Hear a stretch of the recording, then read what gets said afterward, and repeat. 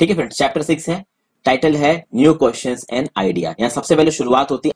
तो अनाघा की school trip में क्या होता है फ्रेंड्स कि पहली बार अनाघा स्कूल ट्रिप पे जा रही है। स्कूल ट्रिप शुरू हो रही है पुणे के स्टेशन से महाराष्ट्र में, और वो लोग जा रहे हैं वाराणसी उत्तर प्रदेश में।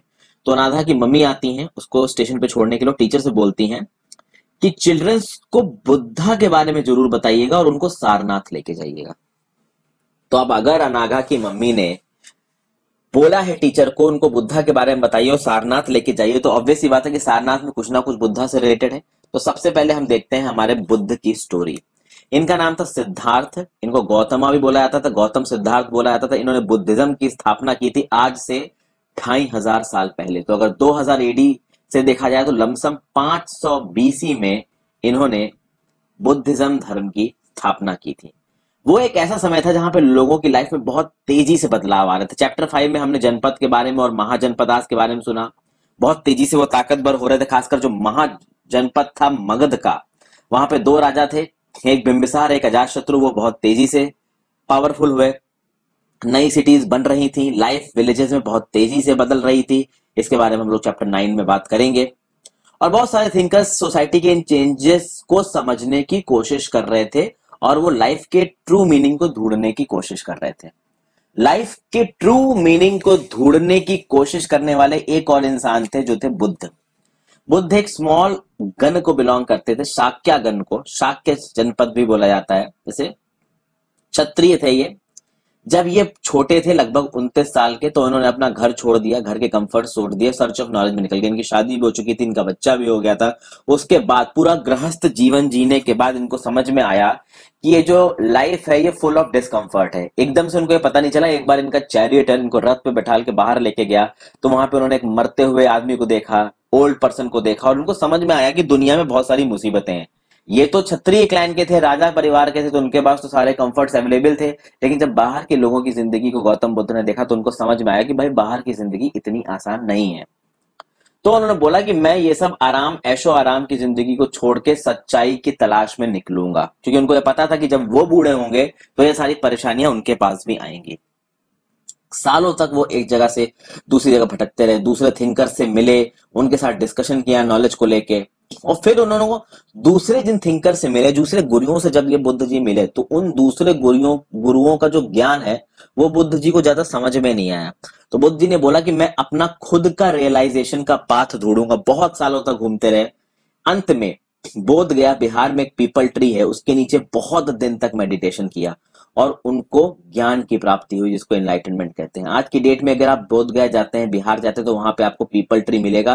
बट ये जो पीपल ट्री है वो ओरिजिनल पीपल ट्री का एक ऑफ शूट है। जो ओरिजिनल पीपल ट्री है वो अब नहीं है, ठीक है, क्योंकि 500 बीसी की बात हो रही है और अब 2020 चल रहा है। तो ऑब्वियस बात आप समझ सकते हैं 2520 साल बीत चुके हैं, तो वो पीपल ट्री तो नहीं है, बट उसका एक ऑफ शूट है जिसकी पूजा आज भी बोध गया में होती है, बिहार में। ठीक है, तो आप जाके उसको देखिए। बोध गया वैसे तो मैं गया हूं, बहुत ही बैकवर्ड डिस्ट्रिक्ट है बिहार का, लेकिन मैं अनफॉर्चुनेटली इस पीपल ट्री को नहीं देख पाया, समय नहीं था। अगर आपको कभी समय मिलता है बिहार में जाने का तो आप इस बोध गया को जरूर देखिए। उसके बाद जब उनको ज्ञान मिल गया, एनलाइटनमेंट मिल गया, तो बुद्धा जी को क्या बोला गया? उनको वाइज वन बोला गया।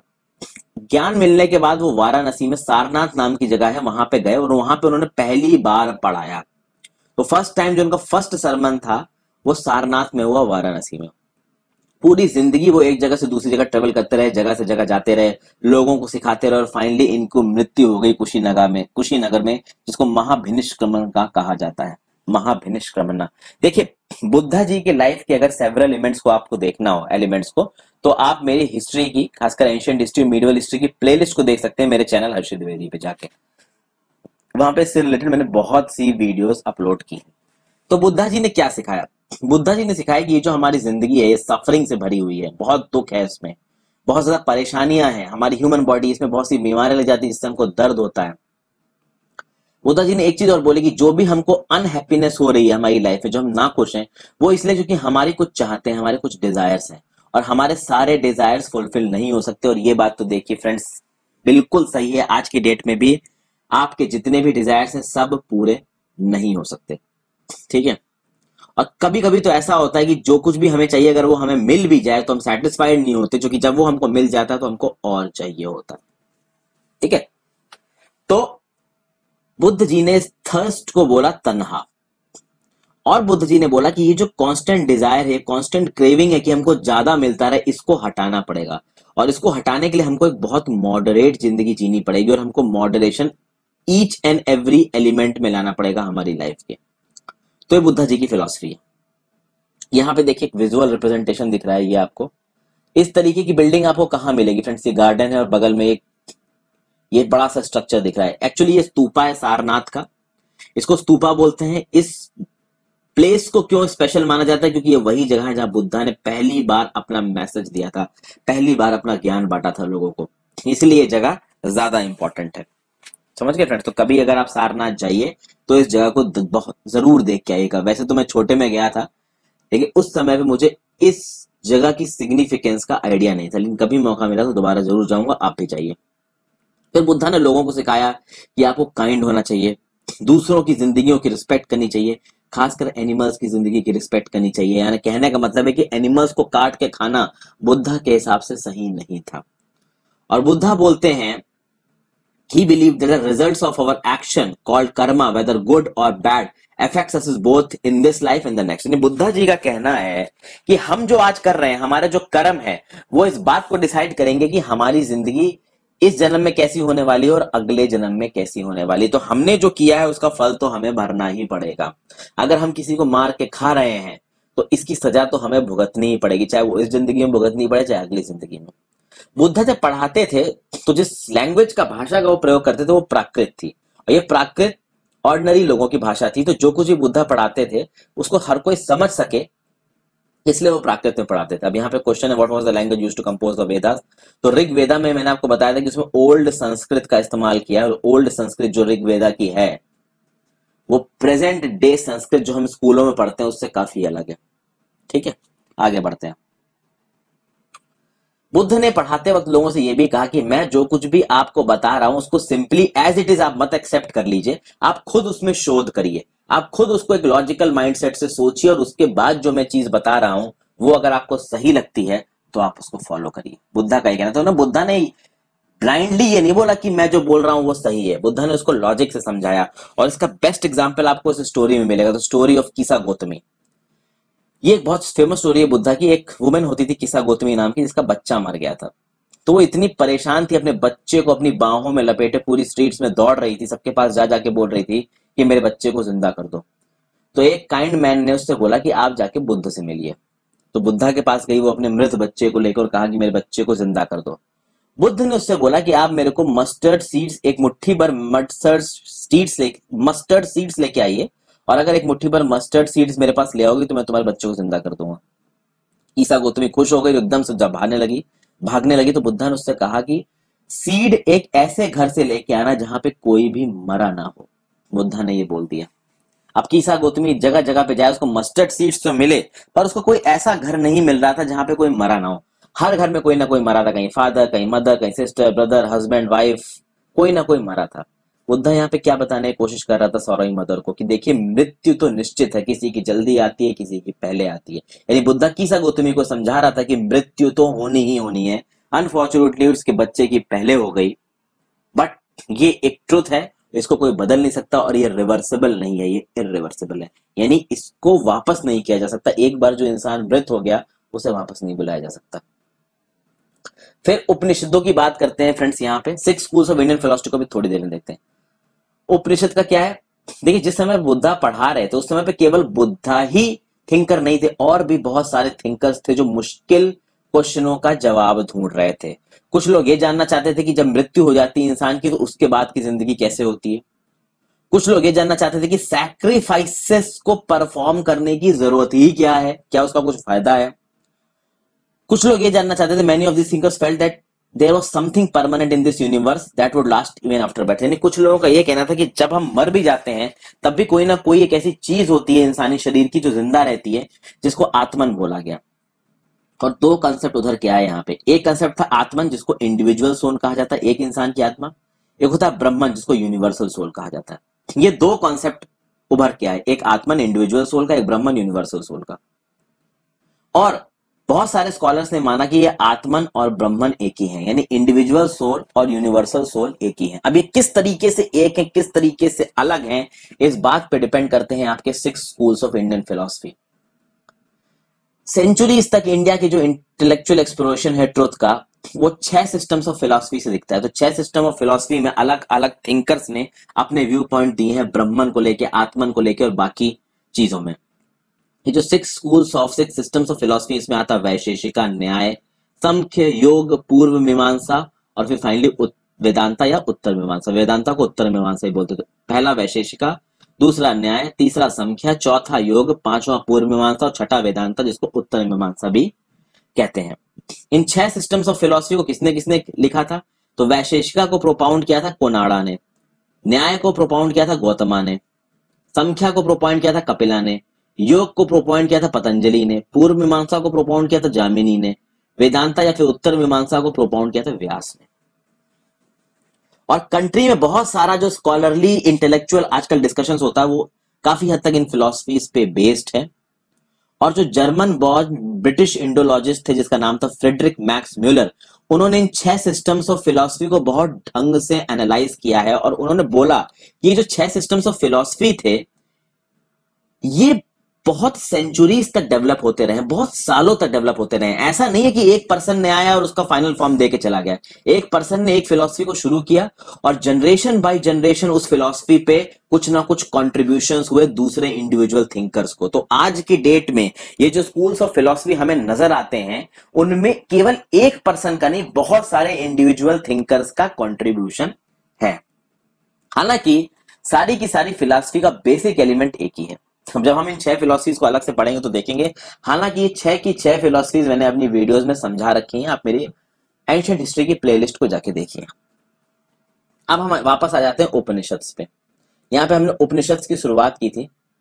देखिए फ्रेंड्स, उपनिषद्स का बेस अगर आप समझने की कोशिश करो कि उपनिषद्स होते क्या है, तो पहली बात तो जो थिंकर्स थे, जो आत्मन पे, जो ब्रह्मन के बारे में सोच रहे थे, जो इन सब सवालों का जवाब ढूंढ रहे थे कि मरने के बाद क्या होता है, सैक्रिफाइसेस क्यों परफॉर्म किए जाते हैं, इनके बहुत से आइडियाज उपनिषद्स में लिखे गए हैं।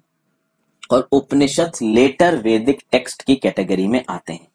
उपनिषद्स का लिटरल मीनिंग होता है अप्रोचिंग एंड सिटिंग नियर, यानी किसी को अप्रोच करना और किसी के पास बैठना। और इन टेक्स्ट में बेसिकली कन्वर्जन है टीचर्स और स्टूडेंट्स, यानी टीचर्स बैठ के स्टूडेंट्स को पढ़ा रहे हैं और स्टूडेंट्स सुन रहे हैं। तो टीचर सिंपल डायलॉग के फॉर्म में आइडिया दे रहे हैं और वो आइडिया स्टूडेंट्स सीख रहे हैं। ज्यादातर जो उपनिषदिक थिंकर्स थे वो आदमी थे, खासकर जो ब्राह्मण्स और राजास की कैटेगरी में आते थे, यानी कि आपका ब्राह्मण और क्षत्रिय की कैटेगरी में आते थे। अब यहाँ पे कुछ एक्सेप्शंस भी हैं फ्रेंड्स, सिर्फ मेन नहीं मिलते हैं यहाँ पे कुछ वुमेन थिंकर्स भी मिलती हैं हमको, जैसे कि गार्गी बहुत फेमस थी अपने नॉलेज के लिए। रॉयल कोर्ट्स में जब डिबेट हुआ करती थी उसमें गार्गी पार्टिसिपेट किया करती थी। इन रॉयल डिबेट्स में पुअर पीपल पार्टिसिपेट नहीं करते थे, क्योंकि पुअर पीपल तो भैया अपने खाने पीने में लगे हुए थे। आज की डेट में भले ही डेमोक्रेसी है इंडिया में, पर जो गरीब आदमी है वो 2 वक्त की रोटी के लिए स्ट्रगल कर रहा है। तो जब वोटिंग होती है वो जाता ही नहीं देने, वो बोलता कौन जाए देने, मुझे तो खाने से मतलब है। समझ रहे हैं ना बात को। अब कोरोना की कितनी प्रॉब्लम चल रही है, तो लॉकडाउन हो गया, लॉकडाउन करके कोरोना को रोकने की कोशिश की गई, लेकिन गरीब आदमी को तो खाने को पैसा नहीं मिल रहा है ना। गरीब आदमी बोल रहा है कि मैं कोरोना से बाद में भूख से पहले मर जाऊंगा, इसलिए मुझे तो कमाना है ना। तो इस तरीके की प्रॉब्लम देखने को मिलती है। अब क्योंकि पुअर लोग और लो कास्ट के लोग उपनिषदिक थिंकर्स की कैटेगरी में नहीं आ सकते थे, लेकिन इसमें एक एक्सेप्शन है जिसका नाम है सत्यकामा जबला। सत्यकामा का जबला का नाम पड़ा है उसकी स्लेव मदर जबाली के नाम पे। उसके अंदर रियलिटी को समझने की बहुत ही डीप डिजायर थी और उसको शरण मिली एक ब्राह्मण टीचर के अंदर जिसका नाम था गौतमा। गौतमा ने उसके टैलेंट को समझा और उसको अपने नीचे समझने का अवसर दिया, और फिर ये जो सत्यकामा जबला था one of the best known thinkers बना अपने समय का। फिर फ्रेंड्स बहुत सारे उपनिषद, एक फेमस थिंकर है शंकराचार्य, उनकी टीचिंग्स के बेसिस पे भी निकले हैं जिनको हम लोग क्लास 7 में पढ़ेंगे। तो उपनिषद एक छोटा टॉपिक नहीं है, आगे भी ये लौट के हमारे सामने आएगा। अब यहाँ पे उपनिषद की एक कहानी है द वाइज बेगर की, इसको समझते हैं। देखिए यहाँ पे एक डायलॉग है जो कि वन ऑफ द फेमस उपनिषद से मिलता है जिसका नाम है चंदोग्या उपनिषद। यहाँ पे दो साधु हैं, सेजेस हैं, एक का नाम है अभिप्रतरिन, एक का नाम है शौनका, जो यूनिवर्सल सोल यानी कि वो इंडिविजुअल सोल को ना पूछ के, आत्मन को ना पूछ के ब्रह्मन को पूछते थे, यानी यूनिवर्सल सोल को पूछते थे। तो एक दिन वो बैठ के खाना खा रहे थे और एक भिखारी उनके पास आया। उस भिखारी ने कहा कि भाई बहुत भूख लग रही है, हमें खाना दे दो। तो शौनका साधु ने कहा कि हम आपको कुछ नहीं दे सकते। तो बैगर ने उनसे बोला कि आप लोग किसकी पूजा करते हैं? तो अभिप्रतरिन ने क्या बोला कि हम लोग यूनिवर्सल सोल की पूजा करते हैं, ब्रह्मन की पूजा करते हैं। ठीक है, इसका मतलब कि बैगर ने बोला कि आप यूनिवर्सल, मतलब अगर आप यूनिवर्सल सोल की पूजा करते हो तो आपको यह पता होना चाहिए कि यूनिवर्सल सोल तो पूरी दुनिया की चिंता करती है, पूरी दुनिया का ध्यान रखती है। तो बैगर ने बोला कि अगर आप यूनिवर्सल सोल को पूजा करते हो तो आपको यह पता है कि यूनिवर्सल सोल तो पूरी दुनिया की चिंता करती है। तो जय साधुओं ने बोला कि बिल्कुल भाई, हमें पता है कि पूरी यूनिवर्सल सोल पूरी दुनिया की चिंता करती है। तो बैगर ने बोला कि अगर यूनिवर्सल सोल पूरी दुनिया की चिंता करती है तो पूरी दुनिया में तो मैं भी आता हूं, तो मैं भी तो इस वर्ल्ड का पार्ट हुआ। तो हे ब्रह्मन, अगर आप मुझे खाना नहीं दे रहे हो तो क्या आप यूनिवर्सल सोल को खाना देने से मना कर रहे हो? और जैसे बैगर ने ये बात बोली, सेजेस को ट्रुथ समझ में आया और उन्होंने उस बैगर को खाना दिया। यानी कि इस बैगर ने जो आइडियोलॉजी थी, जो फिलॉसफी को वो सेजेस फॉलो करते, तो उस फिलॉसफी को अपील करके अपने लिए खाना मांगा। यानी कि यूनिवर्सल सोल में तो दुनिया की सारी चीजें आ जाती हैं, सारे जीव जंतु आ जाते हैं, तो वो बैगर भी उनमें आ जाएगा। और जब बैगर उनमें आ जाएगा तो ऑब्वियस सी बात है वो यूनिवर्सल सोल का हिस्सा हो जाएगा। और जब वो यूनिवर्सल सोल का हिस्सा हो जाएगा तो अगर आप यूनिवर्सल सोल को मानते हैं तो आपको उसको भी खाना खिलाना पड़ेगा। नहीं खिलाएंगे तो आप यूनिवर्सल सोल को नाराज कर देंगे। अब हम बात करते हैं यहाँ पे पनिनी, जो कि एक बहुत फेमस ग्रामेरियन था। अब देखिए उस समय पे बहुत सारे स्कॉलर्स वर्क पे थे, कुछ आइडियोलॉजीज को पढ़ रहे थे और कुछ ग्रामर को पढ़ रहे थे। तो एक फेमस पर्सन था पनिनी, जिसने संस्कृत की ग्रामर को बनाया।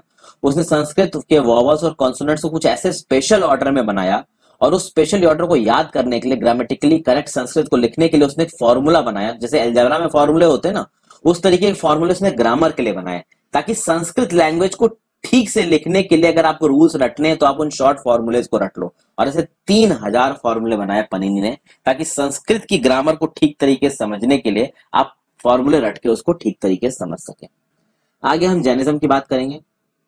देखिए, जैनों के 24वें तीर्थंकर, ये लास्ट तीर्थंकर थे, वर्धमान महावीर। और ये आए लगभग आज से 2500 साल पहले, जब बुद्ध आया था उसके आसपास ही थे ये लिच्छवी के क्षत्रिय प्रिंस थे और लिच्छवी ग्रुप वज्जी संघा को बिलोंग करता है। और जैसा कि मैंने आपको पहले बताया था कि वज्जी संघा के पार्ट थे वर्धमान महावीर। तो वज्जी संघा का छोटा सा ग्रुप था लिच्छवी, और लिच्छवी की क्षत्रिय प्रिंसेस थे ये वर्धमान महावीर।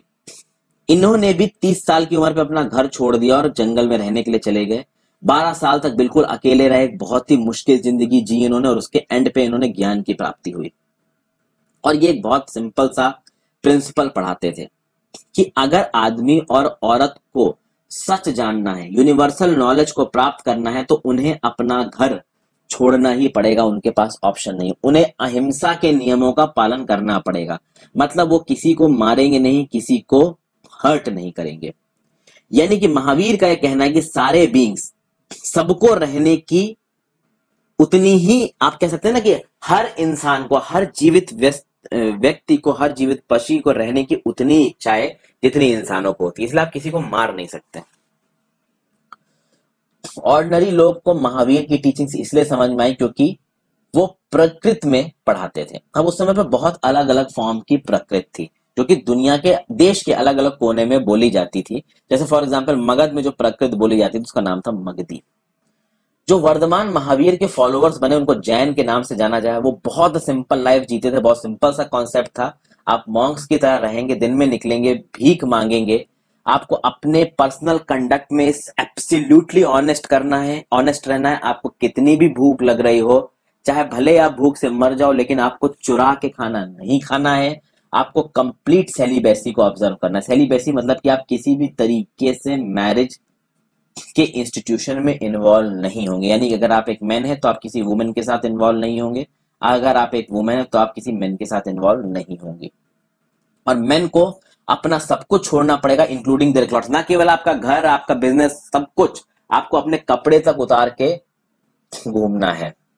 अब आगे आप देखोगे कि जैनों में बहुत से ग्रुप बढ़ गए, कुछ लोग बिल्कुल न्यूड घूमते थे, कुछ लोग श्वेतांबर बन के मतलब सफेद कपड़े पहन के घूमते थे, वो बात की बात उसको बाद में समझेंगे।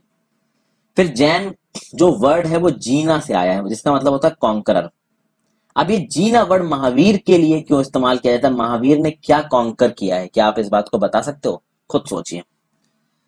फिर आगे फ्रेंड्स, जो जैन धर्म के जो नियम थे ना फ्रेंड्स, वो बहुत मुश्किल थे। बुद्धिज्म धर्म के नियम उतने मुश्किल नहीं थे जितने जैन धर्म के नियम थे। बहुत सारे आदमियों और औरतों को इन नियम को फॉलो करने में काफी प्रॉब्लम होती है, बट फिर भी बहुत सारे लोग अपना घर छोड़ के इस न्यू वे ऑफ लाइफ को समझने के लिए निकल पड़े। ठीक है, कुछ लोग जो नहीं निकले उन्होंने मॉन्क्स को सपोर्ट करना शुरू कर दिया, नन्स को सपोर्ट करना शुरू कर दिया, उनको रहने के लिए जगह देना, उनको खाना देना, लोगों ने ये तक किया। और देखिए, बुद्धिज्म और जैनिज्म, इन दोनों धर्म ने एक तबके को सबसे ज्यादा अपनी तरफ खींचा, जो कि थे शूद्र। शूद्र तबके को हिंदू सोसाइटी में बहुत दबाया गया था। तो ऑब्वियस सी बात है कि जब उस शूद्र तबके को पता चला कि हम जैन बन के, बुद्ध बन के, बुद्धिज्म को फॉलो करके, जैनिज्म को फॉलो करके एक ऐसे ऑर्डर में जा सकते हैं जहां पे किसी भी तरीके का कोई डिस्क्रिमिनेशन नहीं है, तो वो लोग नेचुरली इस चीज की तरफ खींच गए। फिर जैनिज्म को सपोर्ट करने वाले लोग कौन कौन थे, तो देखिए, जैनिज्म को सबसे ज्यादा सपोर्ट करने वाले लोग थे ट्रेडर्स। ट्रेडर्स ने जैनिज्म को क्यों सपोर्ट किया, वैसे तो यहाँ पे नहीं लिखा है, लेकिन मैं आपको बताता हूँ। देखिए फ्रेंड्स, क्या होता था ना कि वैदिक धर्म में उस समय पे बहुत ज्यादा आहुतियां होने लगी थी। पंडित और राजा बहुत ज्यादा, ब्राह्मण और राजा मिलकर बहुत ज्यादा आहुतियां दे रहे थे, जिसकी वजह से कैटल की पॉपुलेशन पे इफेक्ट आ रहा था। और चूंकि कैटल की पॉपुलेशन पे इफेक्ट आ रहा था, तो उससे एग्रीकल्चर पे भी इफेक्ट आ रहा था, उससे ट्रेड पे भी इफेक्ट आ रहा था। तो जैनिज्म को ट्रेडर्स ने सपोर्ट किया, फार्मर्स ने भी सपोर्ट करना चाहा, लेकिन फार्मर्स के लिए जैनिज्म को पूरी तरीके से सपोर्ट करना बहुत मुश्किल था, क्योंकि फार्मर्स को अपनी क्रॉप्स उगाने में उन पे उगने वाले इंसेक्ट्स को मारना पड़ता था, क्योंकि वो इंसेक्ट्स क्रॉप को तबाह कर देते थे। तो इंसेक्ट्स को उनको मारना ही पड़ता था, नहीं तो उनकी क्रॉप तबाह हो जाएगी। और अगर वो इंसेक्ट्स को मारेंगे तो जैनिज्म के नियमों का उल्लंघन करेंगे, इसलिए फार्मर्स के लिए जैनिज्म को फॉलो करना बहुत मुश्किल था।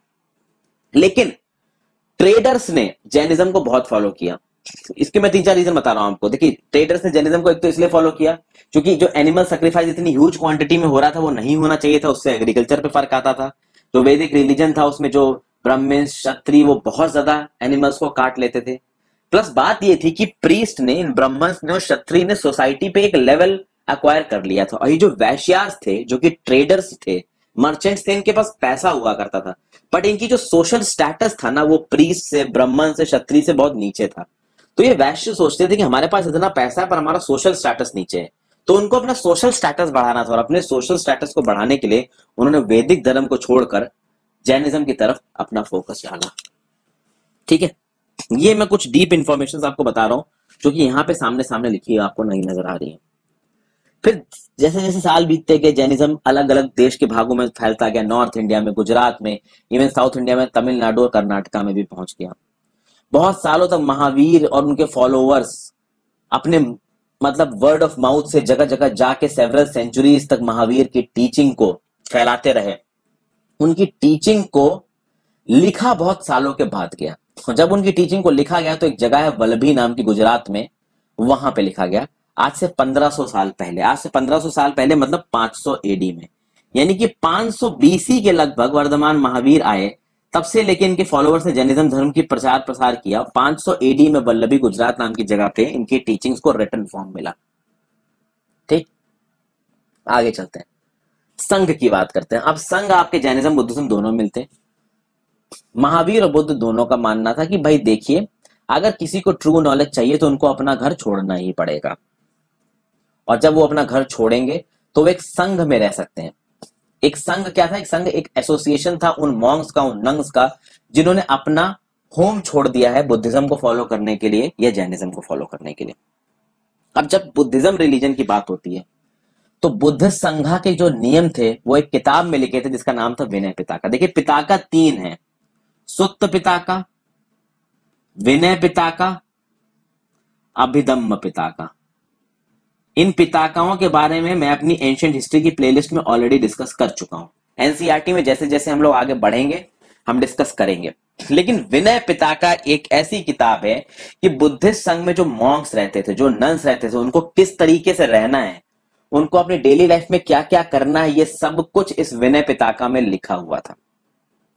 ठीक है, इस विनय पिताका से पता चलता है कि अलग अलग ब्रांचेस थी संघा में, आदमियों के लिए अलग ब्रांच थी, वुमेन के लिए अलग ब्रांच थी। हर आदमी संघा को ज्वाइन कर सकता था। अगर चिल्ड्रंस को संघा को ज्वाइन करना है तो चिल्ड्रंस को पहले अपने पेरेंट्स की परमिशन लेनी पड़ेगी संघा को ज्वाइन करने के लिए। अगर किसी स्लेव को संघ को ज्वाइन करना है तो उसको अपने मास्टर की परमिशन लेनी पड़ेगी संघा को ज्वाइन करने के लिए। फिर जो लोग किंग के लिए काम करते हैं उनको किंग से परमिशन लेनी पड़ेगी संघा को ज्वाइन करने के लिए। जिन लोगों ने उधार ले रखा है तो जिनसे उधार ले रखा है उनसे परमिशन लेनी पड़ेगी संघा को ज्वाइन करने के लिए। और अगर वुमेन को ज्वाइन करना है तो उस समय उनको अपने हस्बैंड से परमिशन लेनी पड़ेगी। और अब आप समझ रहे हैं ना कि ये परमिशन लेनी काफी मुश्किल थी फ्रेंड्स। ठीक है, आगे देखते हैं।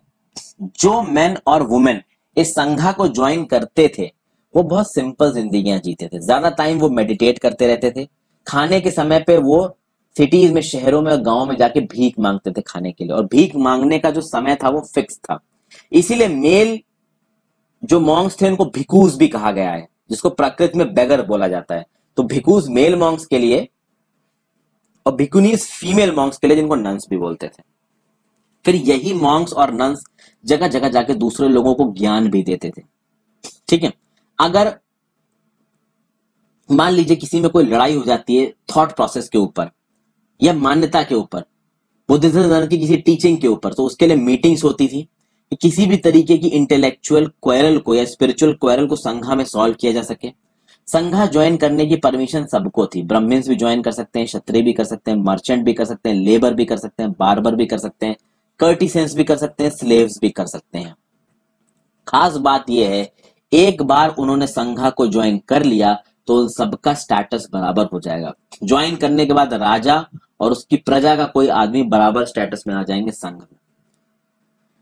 ठीक है फ्रेंड्स, फिर बहुत सारी पोएम्स भी लिखी गई हैं कि संघा में लाइफ किस तरीके से हुआ करती थी। इन लोगों ने, जिन्होंने संघा को ज्वाइन किया, उन्होंने बुद्धा की टीचिंग्स को भी कंपाइल किया है। ठीक है फ्रेंड्स, तो ये आप समझ सकते हैं। अच्छा, यहाँ पे जो बुद्धिस्ट संघ है और जो संघा मैंने वज्जी क्लैन वाला लास्ट वीडियो में डिस्कस किया था, उनमें क्या डिफरेंस है और क्या सिमिलरिटी, क्या कोई डिफरेंस है? देखिए, वो संघा तो रूलर्स का संघा था। बहुत सारे रूलर्स बैठ के ये डिसाइड करते थे रूल कैसे दिया जाए। और ये संघा तो मॉक्स और नंस का संघा है, जो एक जगह पे रह के मेडिटेट करेंगे और खाने के टाइम पे जगह जगह जाके भीख मांग के खाएंगे। ठीक है, तो ये एक डिफरेंस है। अब यहाँ पे केव देख लेते हैं और उसके बाद हम थोड़ा आगे चलते हैं। हिल से यहाँ पे केव बना रखी है, कारले प्रेजेंट डे महाराष्ट्र में। मॉन्क्स और नन्स यहाँ रहते थे, मेडिटेट करते थे इन शेल्टर में। देखिए यहाँ पे ये केव्स हैं, यहाँ पे एक नेचुरल शेल्टर अंदर बना हुआ है। आगे जाके इसके अंदर लोग रहा करते थे। खासकर कब रहा करते थे? जब बारिश होती थी। यहाँ देखिए पानी फैला हुआ है। इसके बारे में देखते हैं, मोनास्ट्रीज के बारे में देखते हैं। आपको पता था कि देखिए जैन मॉन्क्स, बुद्धिस्ट मॉन्क्स जगह से जगह जाते थे पूरे साल भर, और वो जा जाके अलग अलग जगहों पे अपने धर्म का प्रचार प्रसार करते थे, लोगों को शिक्षा देते थे। एक समय ऐसा आता था जब वो केवल एक जगह पे रुकते थे, और वो समय होता था रेनी सीजन, क्योंकि उस समय पे बहुत जबरदस्त पानी बरसता था, तो डिजीज होने के चांसेस बढ़ जाते थे, ट्रेवल इतना आसान नहीं होता था, तो इसलिए एक जगह पे रुकना जरूरी होता था उस समय पे। तो इसलिए जो इन बुद्धिज्म और जैनिज्म के फॉलोवर्स थे और जो लोग थे जो इनको मानते थे मॉन्क्स और नन्स को, उन्होंने टेम्पररी शेल्टर बना रखे थे मॉन्क्स और नन्स के लिए, गार्डन्स में, नेचुरल केव्स में, हिली एरियाज में। तो आप देख सकते हैं फ्रेंड्स कि इन केव्स में अंदर जाके लोग रह सकते हैं। पानी बाहर बरस रहा है, बट पानी से इनको राहत मिल जाएगी। पानी इनको परेशान नहीं करेगा अगर ये केव के अंदर नेचुरली रह रहे हैं। जैसे जैसे समय बीतता गया, सपोर्टर्स इन मॉन्क्स के, नन्स के बढ़ते गए, और इस बात की नीड फील हुई कि भाई अब इन मॉन्क्स और नन्स को, जो कि लोगों के लिए इधर उधर जाके उनको बताते हैं, पढ़ाते हैं, इनके लिए परमानेंट प्लेस होने चाहिए रहने के लिए। और फिर पूरे इंडिया में मोनास्ट्रीज बनाई जाने लगी। इन मोनास्ट्रीज को बोला गया विहारास। इन विहार पे जगह जगह से लोग जाके, मॉन्क्स और नन्स जाके रुक सकते हैं, वहां पे मेडिटेट कर सकते हैं, खाना पीना खा सकते हैं, रह सकते हैं। शुरू शुरू में जो विहार बने उस समय पे वो लकड़ी के बने हुए थे, ईंटों के बने हुए थे, कुछ तो केव्स के अंदर भी बने हुए थे, और कई केव्स को तो खोद के बनाया गया था हिल्स में, खासकर वेस्टर्न इंडिया में, क्योंकि वेस्टर्न इंडिया में वेस्टर्न घाट्स है, तो इस तरीके की केव्स खोद के बहुत बनाई गई थी उस टाइम पे।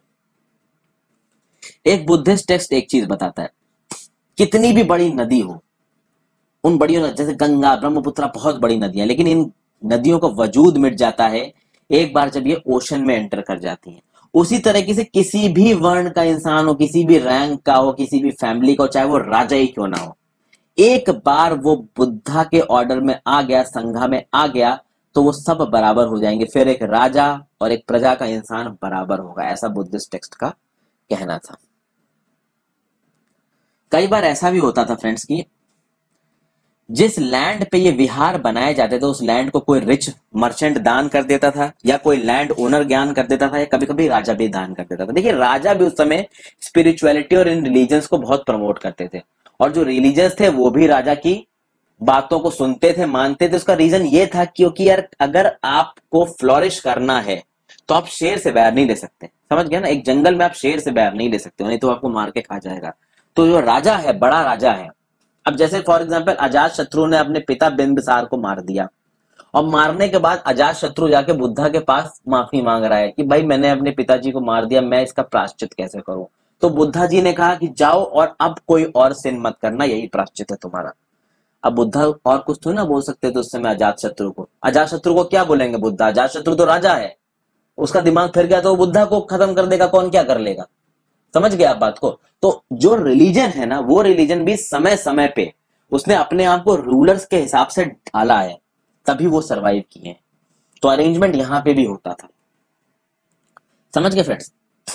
आगे जब इन विहारों में आके ये मॉन्क्स और नन्स रहते थे, जो वहां के लोकल पीपल थे, उनको फूड देते थे, क्लॉथिंग, मेडिसिन, इस तरीके की चीजें दिया करते थे आके। इसके बदले में ये लोग इन मॉन्क्स और नन्स को पढ़ाया करते थे, और सेंचुरीज तक ये बुद्धिज्म सब कॉन्टिनेंट के अलग अलग हिस्सों में फैल गया।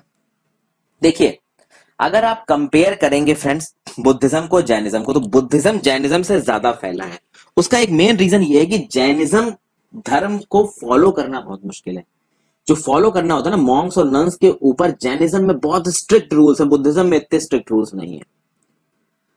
जिस समय पे जैनिज्म और बुद्धिज्म फेमस हो रहे थे उस समय पे ब्राह्मण सिस्टम में, वैदिक समाज में, या फिर आप कह सकते हो कि हिंदू समाज में जो प्रीस्ट और क्षत्रिय डोमिनेट करते थे, वहां पे आश्रम बहुत तेजी से उठ रहा था।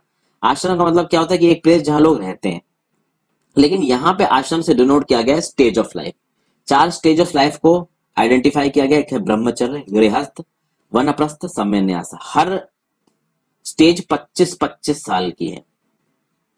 तो ब्राह्मण, क्षत्रिय और वैश्य लोगों से ये उम्मीद की जा सकती है कि अपने जिंदगी के पहले साल वो वेद को पढ़ेंगे, वो होगा ब्रह्मचर्य। 25 साल बीतने के बाद 25 से 50 साल तक वो as a householder marry करके जिएंगे, अपना परिवार बढ़ाएंगे, जिसको गृहस्थ बोलते हैं।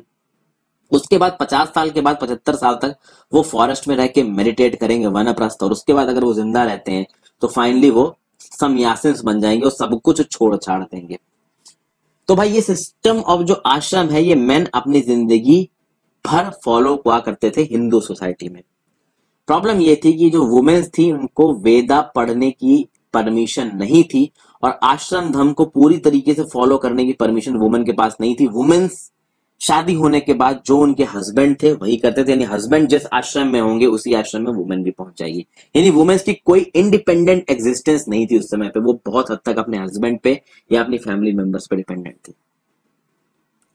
ठीक है, अब यहाँ पे 2-3 चीजें आपको समझनी है। पहला क्वेश्चन तो दिया गया कि in what way is the system of ashramas different from the life in the Sangha. तो आप ये आइडेंटिफाई करिए। यहाँ पे मैं आपको इसका आंसर बताने वाला नहीं हूं, बहुत सिंपल सा आंसर है, बुद्धिस्ट संघा में और आश्रम में क्या फर्क होगा। आप देखो, what are the varnas mentioned here? Were all the 4 varnas allowed to participate in the system of ashram? Obvious सी बात है, नहीं allowed है फ्रेंड्स। शूद्रास को तो किसी भी चीज की परमिशन नहीं थी, बट हाँ बाकी 3 ब्राह्मण, क्षत्रिय और वैश्य को इन तीनों आश्रम्स की परमिशन थी। अब यहाँ पे एक छोटी सी स्टडी है। ईरान को आप अपने मैप में ढूंढिए। ईरान में ज़ोरोस्टर नाम का एक प्रॉफिट हुआ करते थे, एक धर्म गुरु हुआ करते थे। उन्होंने अपनी टीचिंग्स को एक बुक में कंपाइल किया जिसका नाम है एवेस्टा। इसको ज़ेंड एवेस्टा भी बोलते थे।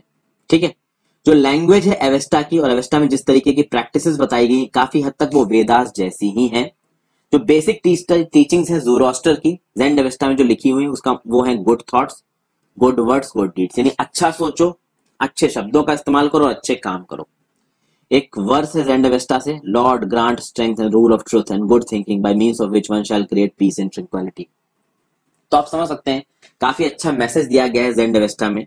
ईरान में 1000 ऑफ ईयर्स तक ज़ोरास्ट्रियनिज्म एक बहुत मेजर रिलीजन रहा है। बाद में बहुत सारे ज़ोरास्ट्रियन ईरान से निकल के गुजरात और महाराष्ट्र के कोस्टल टाउन्स में भी आके बसे। आज की डेट में महाराष्ट्र में और गुजरात में जो आपको पारसी मिलते हैं उनके पूर्वज थे ये ज़ोरास्ट्रियंस। और पारसी तो बहुत ज्यादा डोमिनेंट है, खासकर महाराष्ट्र में मुंबई का जो सबसे पॉश इलाका है साउथ मुंबई, वो पारसी से भरा हुआ है, क्योंकि बहुत साल पहले से पारसी इन एरियाज में रह रहे हैं। तो हमने तान्हा समझा क्या है, प्राकृत समझा, उपनिषद समझा, आत्मन समझा, ब्राह्मण, अहिंसा, जैन, संघ, भिक्खु, विहार, मोनेस्ट्री, आश्रम, ये हर चीज को हमने इस वीडियो में समझा है फ्रेंड्स। कुछ इंपॉर्टेंट डेट्स देख लेते हैं। जैन टेक्स्ट की लिखने की शुरुआत कब हुई? लगभग 1500 साल पहले। फिर उपनिषदिक थिंकर्स, जैन टीचर महावीर और बुद्धिज्म, इन चीजों की शुरुआत कब हुई? लगभग 2500 साल पहले, यानी लगभग 500 बीसी में ये तीनों चीजें आई। उपनिषदिक थिंकर्स हो, चाहे जैन आपके वर्धमान महावीर हो, चाहे गौतम सिद्धार्था हो, और जैन टेक्स्ट को लिखने की शुरुआत लगभग 500 साल पहले हुई, यानी 500 AD में। तो आई होप इस चैप्टर से आपको कुछ मीनिंगफुल सीखने को मिला होगा फ्रेंड्स। अगर वीडियो पसंद आई तो उसको लाइक कर दीजिएगा फ्रेंड्स, चैनल को सब्सक्राइब कर लीजिएगा अपने सोशल मीडिया प्रोफाइल से। प्लीज इन वीडियोस को शेयर कर दें, जितने ज्यादा लोग देखेंगे उतना ही मुझे कॉन्फिडेंस मिलेगा बनाने के लिए। पढ़ते रहिए friends, thank you for watching, have a great day, goodbye. अपने सेहत का ध्यान रखें, कोरोना से बचें।